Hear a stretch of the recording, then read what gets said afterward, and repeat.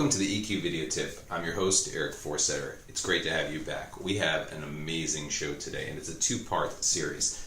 Before we jump into the show, let's review the goals of EQ Video Tip.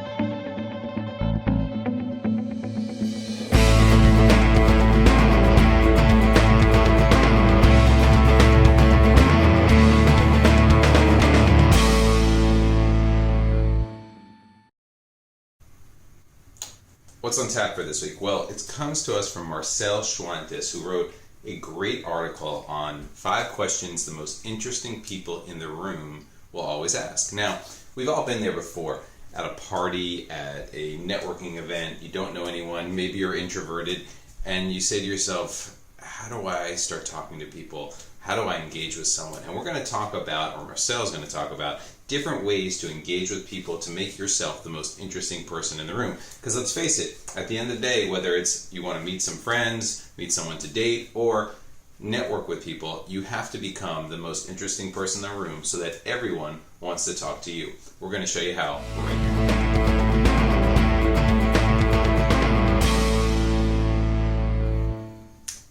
Tip number 1. Before we get into the questions, we have to understand what it means to be the most interesting person in the room. And that doesn't mean talking all the time. It also means that we're not consciously aware that when we're talking, sometimes we're boring someone. They're sitting there nodding, saying, yep, okay, great. But they're not actually listening because, let's face it, we've gone on too long. So what do we have to do to make sure that we're the most interesting person in the room? We're going to integrate those questions with different tips as well. So one of our first tips is, don't drag on and talk a little faster. You might have the most interesting story in the room to tell, but if it drags on and 20 minutes later you still haven't gotten to the point, people are going to be looking around, sipping their cocktails, saying, hey, you know what, I need to get a drink. So instead, make sure your stories are concise and to the point and give others a chance to talk. Also, if you happen to talk slower, just because that's the way that you talk, try to speed up your speech a bit just to make sure you're engaging and not droning on for people when you're engaging with them. So take a moment, think about what you're talking about, process what you're thinking, and remember, don't drag on to begin the conversation.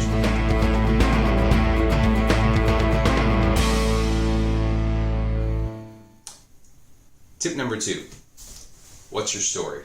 It's a great question. You might be at a networking event, and if you say, what's your story? It's better than saying, what do you do? Or how much work do you do? Or, what's your role here? Even at a cocktail party or just a friend's party, what's your story is very open-ended. It gives people the chance to open their hearts, talk about whatever they want. It could be their families, it could be work, it could be something in the media world, you name it. But the beauty of it is it allows them access to tell you whatever you want. Now, they're going to be shocked at first, but after that, it's going to open up the context of connecting to you. And then you can sit back and listen, and again, you'll be fascinating to them.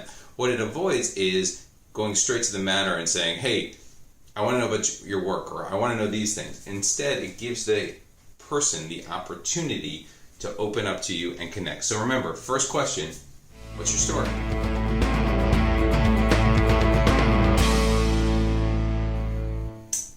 Tip number 3, avoid politically charged, polarizing topics. It's a great way to make a first impression and to draw other people in and to stay upbeat by not bringing those topics up right away. You don't know how people feel about a polarizing topic around race, religion, politics, whatever it might be.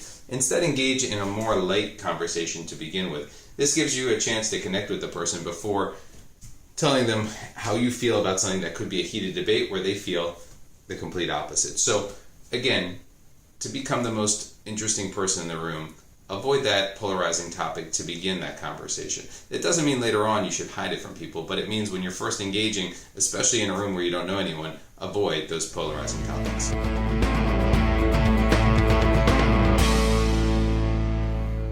Our next tip, what makes you smile when you get up in the morning? This is a great one because it gets the interaction hopping in a very positive note because it's right away, what does that person think about? What are they smiling about?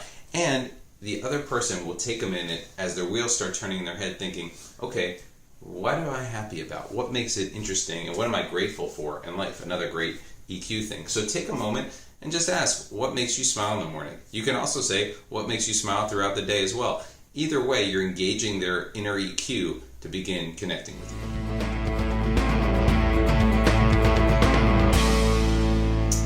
Our last tips: show your emotions and be aware of your body language. If someone's telling a joke and it's funny, it's okay to laugh. Make sure you're smiling as well, because your body language and the way you interact with someone is going to make a difference. If you're in a monotone voice or deep and sullen, people aren't going to want to talk to you. But if they see that big smile and they see your posture is standing upright and you're making eye contact, they're going to want to engage, and they're going to think, hey, this person has confidence. It's someone that I would like to talk to all the time.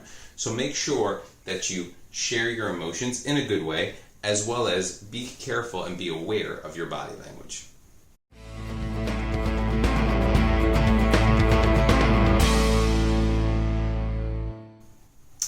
That's a wrap for this week's EQ video tip, the first part of our series about how to become the most interesting person in the room.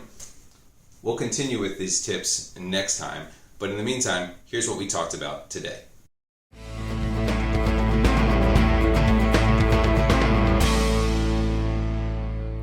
So that concludes our EQ video tip for today. Try incorporating some of these tips into your daily routine. But remember, use what works best for you and personalize it for yourself. Thank you always to our great research team for providing us with some great tips today. As always on EQ video tip, we want to end with gratitude. So thank you for watching. We really appreciate it. Here are some resources that you can use if you want more information on EQ going forward. Thank you again, and we look forward to seeing you in the next episode. Thank you.